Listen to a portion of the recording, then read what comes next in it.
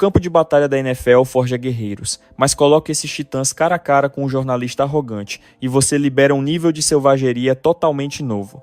Veja o caso de Trevon Diggs, que soltou os cachorros para cima de um repórter local que teve a audácia de questionar sua garra em campo. Foi só isso que você viu na jogada inteira? Você não entende nada do jogo. Você não conseguiria fazer uma única coisa que eu faço. Você não conseguiria pisar naquele campo e realizar qualquer coisa.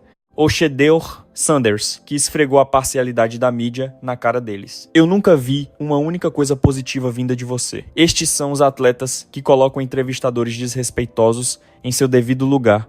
Primeiro, Trevon Diggs. Após outra derrota esmagadora dos Cowboys para os 49ers, a compostura de Diggs simplesmente foi para o espaço.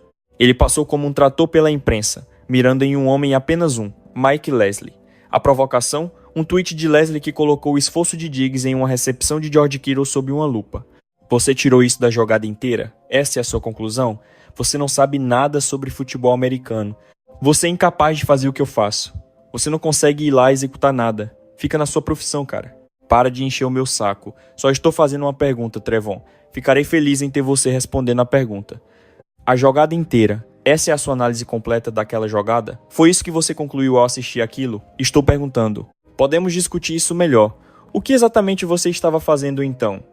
No dia seguinte, a poeira baixou e Diggs reconheceu que tinha ido longe demais, emitindo um pedido de desculpas. Eu não deveria ter respondido daquela forma, ele disse. Aquilo simplesmente me atingiu no pior momento possível. Ele então expôs sua perspectiva, insistindo que era o último homem entre Kittle e um touchdown. Derrubar não é minha principal habilidade, ele admitiu, mas eu sou totalmente capaz de fazer um tackle. Em um tipo diferente de confronto, esta próxima estrela da NFL foi pega de surpresa pela linha de questionamento controversa de uma repórter, Cam Newton. Em 2017, Cam Newton se tornou o epicentro de uma tempestade nacional depois de dirigir um comentário machista à repórter Jourdan Rodrigue. Durante uma coletiva de imprensa, Rodrigue perguntou sobre a habilidade do recebedor Devin Funchess de correr rotas. Newton apenas riu e a desdenhou. Eu sei que você tem muito orgulho de ver seus recebedores jogarem bem. O Devin Funchess parece ter realmente abraçado a fisicalidade de suas rotas e ia conseguir aquelas jardas extras. Isso te dá um pouco de prazer em vê-lo meio que atropelando as pessoas por aí? É engraçado ouvir uma mulher falar sobre rotas. É engraçado. Mas o Funchess está evoluindo, cara. Este é um jogo gigante pra ele por causa de, ele ser de Detroit e, eu sei que ele quer esta vitória desesperadamente. E só de testemunhar sua evolução ao longo dos anos, ele é um jogador totalmente diferente. Quero dizer, não apenas no campo. E eu disse a ele e ao Benji hoje, a preparação desses caras tem sido diferente este ano. A indignação foi imediata. Fãs, jornalistas e até a própria NFL rotularam seu comentário como desrespeitoso e inaceitável. A Denon, uma de suas principais patrocinadoras, cortou relações com ele quase instantaneamente, denunciando o comentário como machista e profundamente ofensivo. Soterrado por uma avalanche de críticas, Newton divulgou um vídeo de desculpas, admitindo que suas palavras foram profundamente degradantes e desrespeitosas com as mulheres. Agora, vamos para um jogador da NFL que teve um colapso completo quando um repórter o encurralou com uma pergunta venenosa. Derek Anderson. Em 2010, o quarterback do Arizona Cardinals, Derek Anderson, desmoronou completamente em uma das coletivas de imprensa mais infames já gravadas. Depois que as câmeras de televisão o flagraram rindo na lateral do campo durante uma derrota humilhante para os 49ers, um jornalista decidiu confrontá-lo sobre isso. Naquele momento, Anderson simplesmente explodiu. E eu não quero que isso soe sarcástico ou provocador, mas quero dizer que aquilo foi transmitido na televisão na segunda noite. Muitos fãs estão falando sobre isso agora como um grande problema com este time. Você pode colocar em contexto o que estava acontecendo naquele momento? O que te levou a? O que o Deus e eu discutimos não é dar conta de mais ninguém. Mas por que algo seria divertido quando vocês estavam perdendo por 18 pontos no quarto período? Não foi engraçado. Nada sobre aquela situação foi engraçado para mim. A câmera mostrou você rindo. Isso é irrelevante. Isso é irrelevante. O técnico abordou isso. Isso é irrelevante. Isso é irrelevante. Eu não estou rindo sobre isso. Você acha isso divertido? Eu levo isso com a mais absoluta seriedade. Eu não estou. É muito sério. Eu derramo meu coração e minha alma nisso toda santa semana. Tudo o que estou dizendo é que a câmera mostra você. Estou te dizendo diretamente o que eu faço toda santa semana. Toda santa semana eu derramo todo o meu coração e alma nisso. Eu estudo incansavelmente, eu não vou lá pra rir, não é engraçado, nada é engraçado pra mim. A última coisa que eu quero é ser humilhado no Monday Night Football para o mundo inteiro ver. É por isso que estou te perguntando o que estou te dizendo agora. Nós estamos conversando. Deuce e eu estamos conversando. Qual foi o contexto? Desculpe. Naquele momento da temporada, os Cardinals estavam amargando a lanterna. A temporada inteira de Anderson estava desmoronando, e essa implosão pública foi apenas jogar mais lenha na fogueira. Mas nem todo jogador desaba. Alguns revidam. Entra em cena Richard Sherman. Em 2013, Sherman bateu de frente com Skip Bayless na televisão ao vivo. Na época, Sherman era uma força da natureza, um All-Pro do primeiro time indiscutível. No entanto, Bayless constantemente tentava diminuir sua grandeza. Então, quando Sherman finalmente teve sua chance no programa First Take da ESPN, ele não se conteve. Quão bom você realmente acredita que é? Porque tem gente lá fora olhando pra você e dizendo que ele é só um falastrão. Querem prova da minha capacidade? Meus números são a única resposta que importa. As gravações dos jogos escancaram a verdade para quem quiser ver. Meu currículo é a minha performance dentro de campo. É só isso que fala por mim. Enquanto isso, pode ficar aí de falatório o quanto quiser. O Skip pode latir o que ele bem entender. Mas escuta aqui, Skip. A partir de agora, toda vez que você for se referir a mim, falar comigo, ou até mesmo pensar em me dirigir a palavra, vai ser do jeito certo. Você vai me tratar como um All-Pro formado em Stanford. Porque essas são conquistas que você, no seu mundinho, só consegue sonhar. Você jamais vai chegar nesse nível. Você não conquistou nada. Já esses títulos estão cravados na minha história. Isso foi o que eu conquistei. E olha que eu mal comecei meu terceiro ano na NFL. Então olhe para os fatos e me diga quem aqui está completamente equivocado. Certo, posso até aceitar. Mas eu acredito que o que eu já construí na minha profissão supera, e muito, o que você já fez na sua. Você ainda é um iniciante. Então, eu estou no topo da minha profissão. Eu sou um All-Pro. Isso quer dizer que eu estou entre os 22 melhores jogadores de toda a NFL. E você simplesmente ignora isso? Mas, sejamos sinceros, duvido que você esteja entre os 22 melhores em qualquer coisa que seja no esporte, na mídia ou em qualquer outro ramo. Eu acho que a imagem que você tem de si mesmo é infinitamente maior do que a sua capacidade real. Mas na sua cabeça você se acha o maioral, não é? Com meus 24 anos de vida, eu já entendi mais do jogo da vida do que você jamais entenderá. Beleza, justo.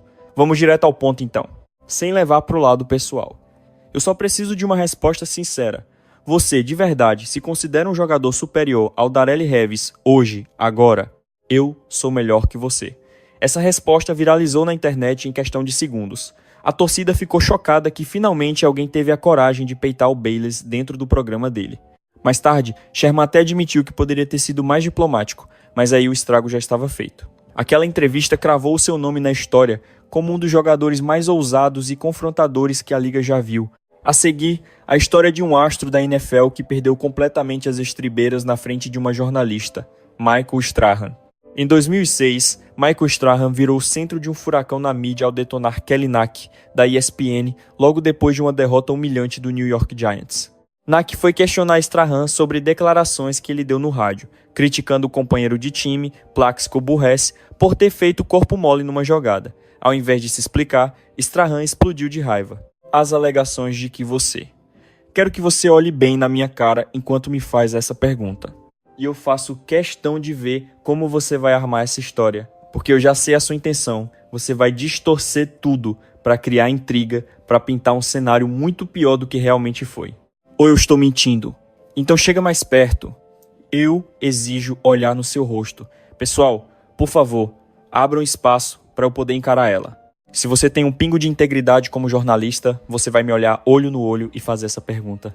Por favor, pergunte do jeitinho que você tinha planejado. Chega pra cá. A gente encara um homem olho no olho antes de tentar acabar com a reputação dele ou inventar uma mentira. Você encara ele. O Plaxico afirma que você nunca conversou com ele sobre os comentários que fez na Rádio WFAN. Isso procede? Eu não falei com você sobre isso. Você por acaso falou com ele?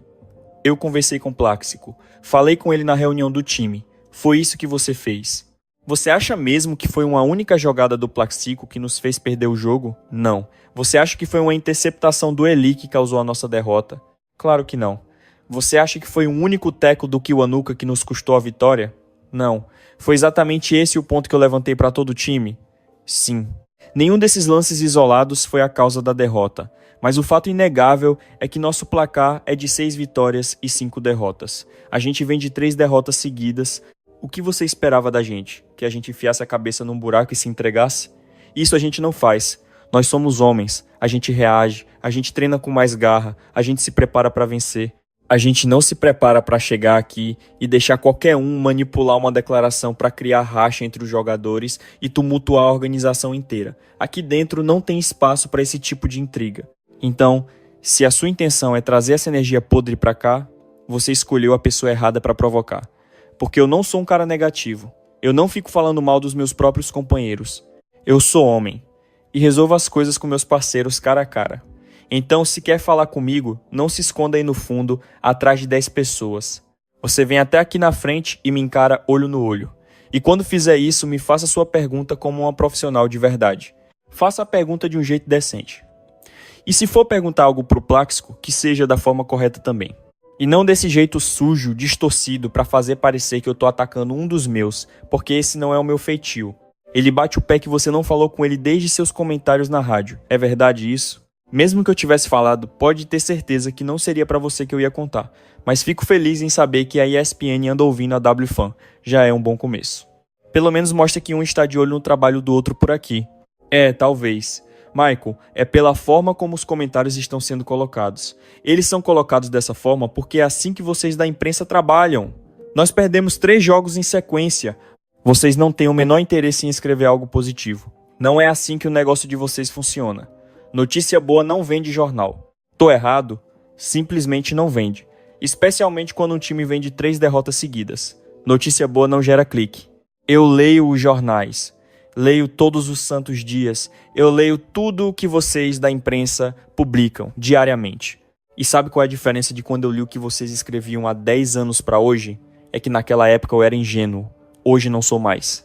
Então hoje, quando eu leio as matérias de vocês, nada daquilo me atinge, porque eu sei que metade do que tá ali é puro lixo. A única coisa que me deixa realmente furioso é o jeito que vocês enganam de propósito todo mundo que está lá fora, longe deste vestiário. Mesmo vocês passando mais tempo com a gente do que nós mesmos passamos com nossas famílias. Michael, mas essas foram as suas palavras. Chega por hoje. Tem uma reunião ao meio-dia para traçar a estratégia contra os Cowboys essa semana. Fui. Querem plantar discórdia? Fiquem à vontade. Vocês acham que isso me abala por um segundo sequer? Podem publicar o que quiserem, eu tô cagando e andando. Não me interessa o viés que vão usar. Já falei tudo o que tinha para falar. Encerrou. Vejo vocês na quinta-feira, que é quando eu tô agendado para conversar. Só apareci hoje por consideração a vocês. Essa é a sua versão, Michael, mas essas foram as suas palavras. As minhas são: essa conversa acabou. A situação explodiu na mesma hora, com todas as câmeras registrando a tensão no ar. A resposta do público foi instantânea e brutal. Torcedores e a imprensa o taxaram de valentão, afirmando que ele passou de todos os limites ao destruir uma jornalista que estava apenas fazendo o trabalho dela. Mais tarde, Strong rebateu os críticos, declarando ser um homem que joga aberto com seus companheiros de time e que se recusa a tolerar qualquer tipo de energia negativa. Agora vamos falar de um astro da NFL que explodiu pra cima de um repórter que, na sua opinião, passou dos limites. O nome da fera? Baker Mayfield. Em 2019, a paciência de Baker Mayfield com a mídia de Cleveland já tinha se esgotado completamente, e a coisa toda estava prestes a virar um espetáculo público. Durante uma coletiva, o jornalista Tony Gessier encurralou Mayfield sobre uma campanha ofensiva específica que falhou na derrota dos Browns para os Patriots. Mayfield explicou que uma penalidade tinha acabado com o momento do time, mas quando Gessier continuou insistindo, perguntando se ele estava satisfeito com a jogada, algo dentro dele estourou. Parecia que faltava urgência ali, que alguma coisa não estava certa. Sofremos uma penalidade, então estávamos perdendo jardas. Eu sei, mas vocês deixavam muito tempo passar entre os snaps. Olha, depois da falta já estávamos correndo atrás do prejuízo. Não. Para de falar mais. Eu já te disse que o relógio estava correndo e fomos penalizados. Você queria que a gente simplesmente devolvesse a bola para eles? Não. Você nunca jogou esse jogo. Você não entende como funciona. É simples. Não tem segredo. Se eu fiquei feliz com a campanha? Óbvio que não. A gente não marcou ponto nenhum. Essa foi a pergunta mais imbecil que você podia ter feito. É sério isso? Pelo amor de Deus, Tony. Mais tarde, Mayfield foi ao X se defender, declarando que seu senso de urgência estava no nível máximo e que ele jamais pediria desculpas por sua garra competitiva. Em outra parte da liga, um jogador lendário da NFL colocou um repórter arrogante no seu devido lugar. O nome dele, Steve Smith. Após uma derrota esmagadora de 23-10 para os 49ers, o veterano recebedor não estava com humor para perguntas inúteis. Um repórter perguntou para quem ele torceria no próximo jogo da final da NFC entre os 49ers e os Seahawks. Smith fez uma pausa e partiu para o ataque. Então, Seahawks e os Niners. Vendo o quão físico o jogo foi hoje, dá para dizer que você não se importa nem um pouco com quem vai ganhar? Você está tentando me provocar para eu partir para a agressão física agora? Que pergunta profundamente estúpida. Na verdade, essa é a segunda coisa mais idiota que você já me perguntou. Deixa eu ser bem claro, eu só torço para um time. Aliás, 2. O meu time e os times dos meus filhos. Fora isso, eu tô pouco me lixando. Smith encerrou seu massacre com um sorriso gigante, deixando o repórter desejando ter feito uma pergunta muito mais simples. O próximo é um jogador da NFL que peitou um repórter que ele considerava completamente desconectado da realidade. Shedeur Sanders. Logo após seu primeiríssimo jogo de pré-temporada na NFL, em agosto de 2025, Shedeur Sanders confrontou diretamente o repórter Tony Grossi sobre sua cobertura. Sanders desafiou Grossi, exigindo saber por que ele publicava consistentemente matérias negativas sobre ele e se recusava a reconhecer qualquer uma de suas conquistas. Eu fico te procurando, Tony. Fico na esperança de que você finalmente tenha algo positivo para escrever. Mas você só publica lixo negativo sobre mim, e eu fico aqui me perguntando o que eu te fiz. Nunca vi uma única coisa positiva que você escreveu. Grossi explicou que, embora tivesse chamado Sanders de um quarterback em desenvolvimento no início daquele verão, ele também fez questão de elogiar a ética de trabalho incansável e a precisão cirúrgica de Sanders. O embate inteiro foi gravado em vídeo pelo próprio irmão de Sanders, Deion Sanders Jr., e viralizou instantaneamente.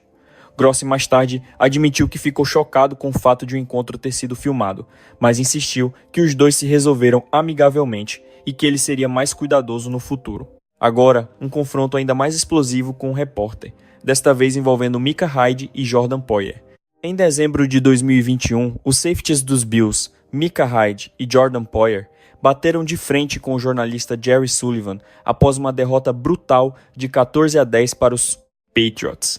Sullivan acendeu o estopim ao perguntar se a derrota, na qual os Patriots só lançaram a bola 3 vezes, foi vergonhosa. Hyde e Poyer se sentiram ofendidos na mesma hora, detonando a pergunta como desrespeitosa e uma tentativa clara de provocá-los a criticar o próprio time. Ambos os jogadores então se levantaram e abandonaram a coletiva de imprensa. Que um time ganhou um jogo com esse tipo de ataque terrestre. Isso é vergonhoso? Quer dizer, que tipo de pergunta é essa? O que a gente tá fazendo aqui, cara? Certo, então, acho que terminamos por aqui. Guardem bem isso, entendeu? O placar final foi 14-10. Fizemos paradas cruciais quando precisávamos. Eles tiveram uma corrida explosiva. Olha, eles têm running backs de elite. Exato, eles só continuaram nos martelando com algumas jogadas de corrida-chave. Quer dizer, que tipo de resposta você espera da gente com uma pergunta dessas? Isso é realmente engraçado. Acredite, nós vamos lembrar disso. Eu não vou esquecer. Tudo se resume a respeito. É só sobre isso. Eu venho aqui toda semana e respondo suas perguntas com total verdade e honestidade. Eu sempre demonstro meu apreço por vocês. Então não faça isso. Nunca mais faça isso. Hyde disse mais tarde que comparece a todas as coletivas para dar respostas honestas, mas que respeito é inegociável. Sullivan defendeu sua pergunta, insinuando que os jogadores estavam usando os protocolos da Covid-19 para fugir de questionamentos difíceis e atacou a reação de Hyde como parte de um problema maior de acesso cada vez menor da mídia. E agora voltamos a Richard Sherman, desta vez em outra confrontação acalorada com um repórter que claramente não demonstrou o respeito que ele exigia. Em janeiro de 2021, Richard Sherman entrou em um debate feroz com jornalistas sobre sua pesquisa a respeito da NFL e dos donos de times. O cerne do conflito girava em torno das alegações de Sherman sobre um conflito de interesses envolvendo o comissário Roger Goodell e Robert Kraft. O jornalista contestou agressivamente a pesquisa de Sherman, questionando a credibilidade de suas fontes e a lógica de suas conclusões. Sherman rebateu na hora, sustentando que sua pesquisa era impecável e que o repórter estava despreparado para a discussão, pedindo que ele provasse seu conhecimento ao lembrar de fatos específicos. Como se Kraft foi a pessoa que ligou primeiro para Goodell sobre o incidente de Ray Rice. O Roger e Robert vieram para cima de você, te acusando de conflito de interesses, e ainda por cima disseram que você não sabia de absolutamente nada daquela situação. Fala sério, o quanto você realmente investiga antes de sair jogando essas coisas na cara do público? Olha aqui, pesquisar o mínimo não é nenhum bicho de 7 cabeças. E é óbvio que eu faço a minha parte. Você está completamente enganado. Me prova onde foi que eu errei. Não tem nada a ver uma coisa com a outra.